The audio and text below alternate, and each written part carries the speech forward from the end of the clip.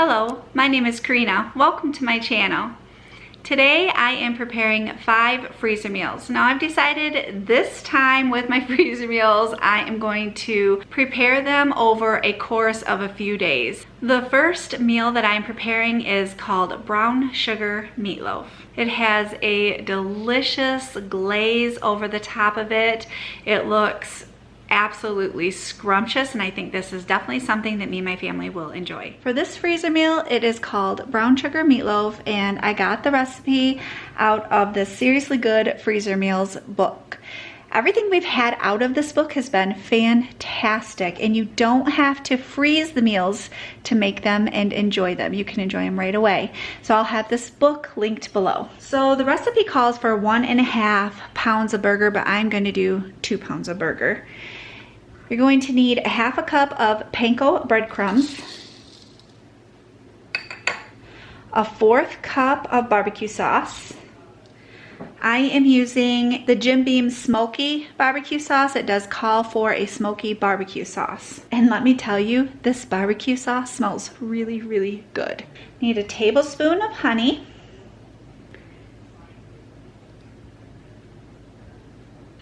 And a tablespoon of Dijon mustard. A little bit of salt and a little bit of pepper. Going to remove my rings and get this mixed up. For the sauce that is gonna go on top of the meatloaf when I bake it, it takes 1/3 cup of brown sugar, 1/2 cup of ketchup, and a tablespoon of Worcestershire sauce. Gonna mix that up. And this sauce goes in its own little quart-sized freezer bag, and I'm going to put that on the top of the meatloaf once I get the meatloaf in its pan and covered up.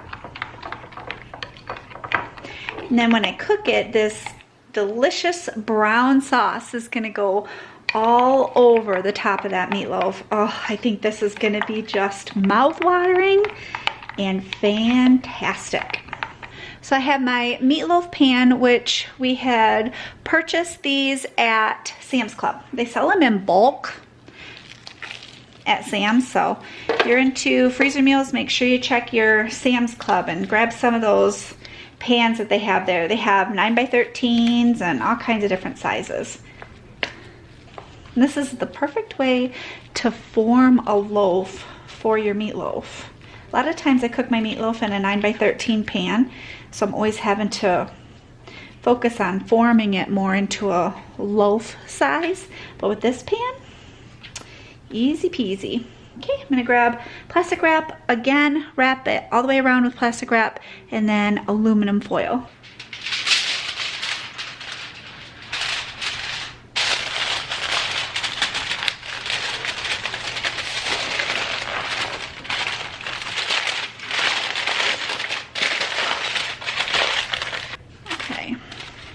On top, I'm gonna write meatloaf, brown sugar meatloaf. I'm gonna do a little star. I'm gonna put add sauce. This goes on for 350 for 50 minutes. Then on a quart-sized freezer bag, I'm going to put brown sugar sauce for meatloaf. And try very carefully to put the sauce into this bag. The recipe says to tape the sauce on, but I'm not going to worry about taping the sauce onto the meatloaf. I'm just going to put it right by it in my freezer, and then I know that it will go with it.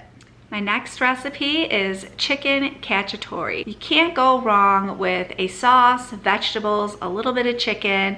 You can serve this over rice or you can serve it over pasta. For this freezer meal, you are going to need a jar of your favorite spaghetti sauce. I am using spicy tomato and basil.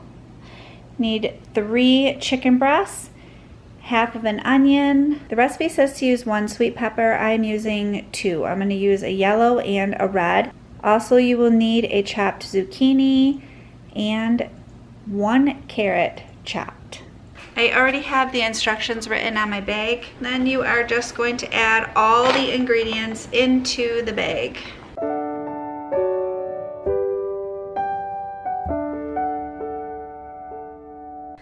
You are going to add your spaghetti sauce into the bag, and then you are going to zip the bag closed, squeezing as much air as you possibly can out of it.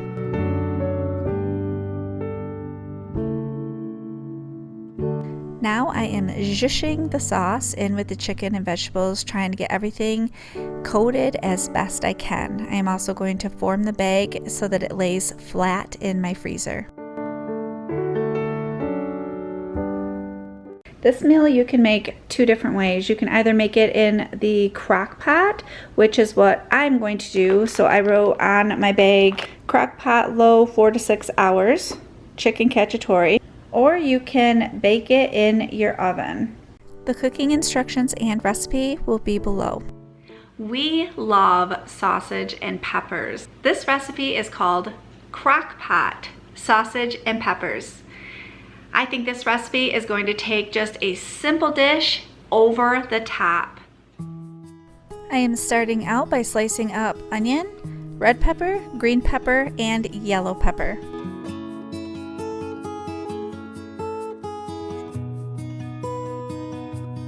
Once I am finished chopping, I add everything to the bag. Now you can see that I have double everything. That's because I am doubling this recipe. I'm making 2 of them for my family. Now I am chopping up smoked sausage. I use the Eckrich smoked sausage for both of these. I think it's going to add really good flavor to this dish.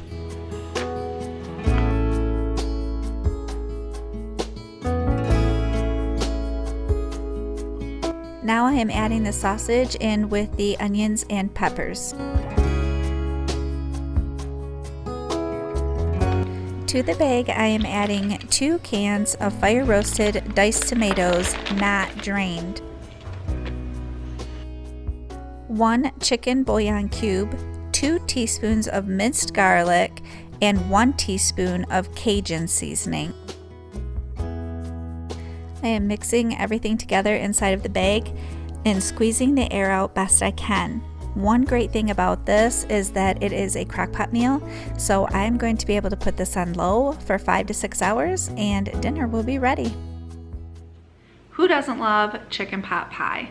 I am going to keep it simple and I am going to use the recipe that I know and love, and I'm going to turn it into a freezer meal. I cooked and diced 2 chicken breasts. I also seasoned it with salt, pepper, and a little bit of Lawry's seasoned salt. To this, I'm going to add cream of potato soup,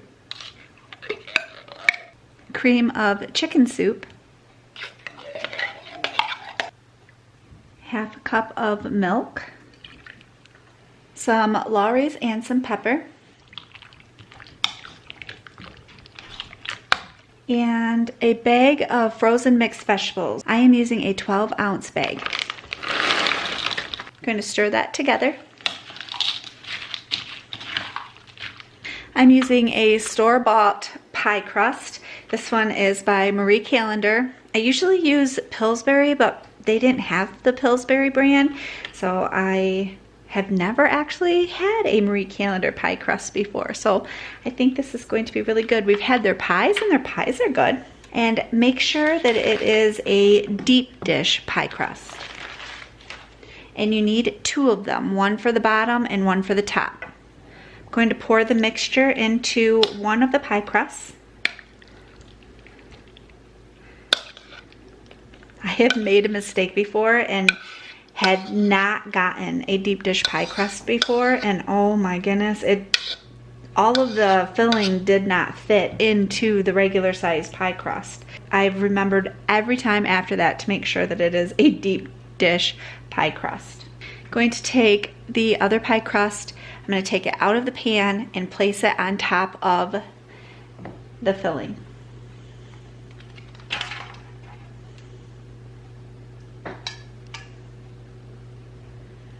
I like to pinch around the edges a little bit so that the two pie crusts adhere to each other. I'm going to cut some holes in the top to release steam when it bakes. To package this up for freezing, I am going to wrap the entire pie in Reynolds wrap, and then I'm going to go over that with aluminum foil.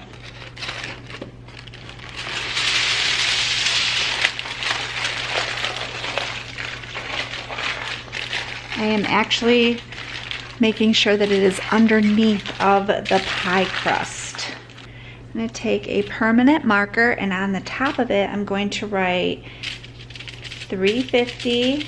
I better put bake in case I'm not the one making this pie. So 350 for 40 to 60 minutes.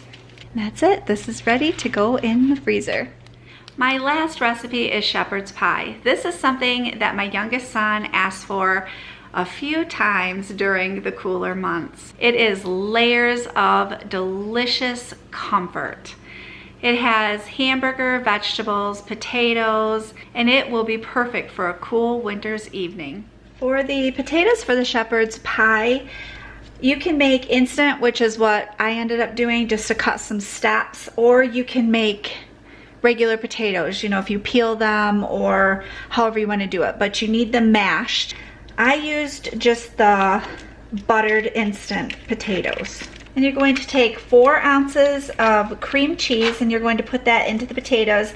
You're going to stir that in. But first, I am going to add a little bit of salt and a little bit of pepper.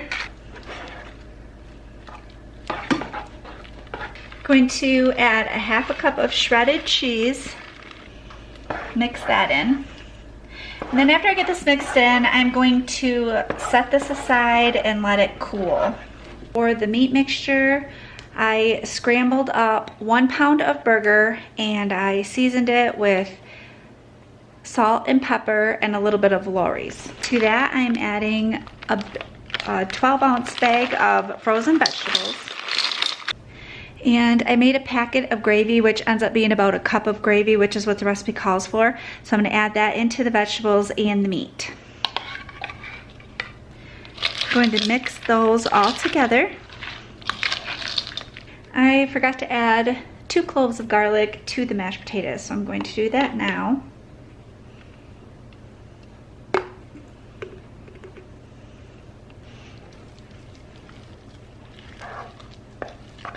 Because this recipe calls for an 8x8 or a 9x9, just a smaller baking dish, I am going to use a meatloaf pan because I don't have the 8x8 size pan for freezer meals, which is fine. It'll all turn out really good. So you're going to put your meat mixture into the pan first. That pan is actually a really good size, so that worked out. And then over the top, you are going to put your mashed potatoes.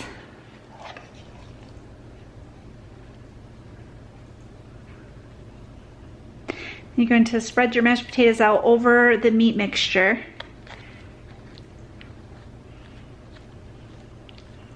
I really don't think this is going to be in the freezer for that long. This is my youngest son's, Timothy's, favorite meal.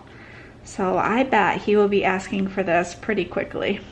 Going to sprinkle the top of it with a little more cheese. Then I am going to cover this with plastic wrap and aluminum foil. And then I will write the instructions on the aluminum foil. The oven temperature will be 375 and it will cook for 20 minutes. Going to write on here shepherd's pie. It bakes for 375, 20 minutes. And then put it in my freezer and it's all set. All of these recipes are linked below, so make sure you get them and add them to your freezer meal recipes. Now remember, you do not have to turn these into freezer meals. You can make them that day and cook them that day if that's what you choose. I really like stocking the freezer with foods that me and my family will enjoy in the near future. Thank you so much for joining me. I hope you have a wonderful day and I will see you soon.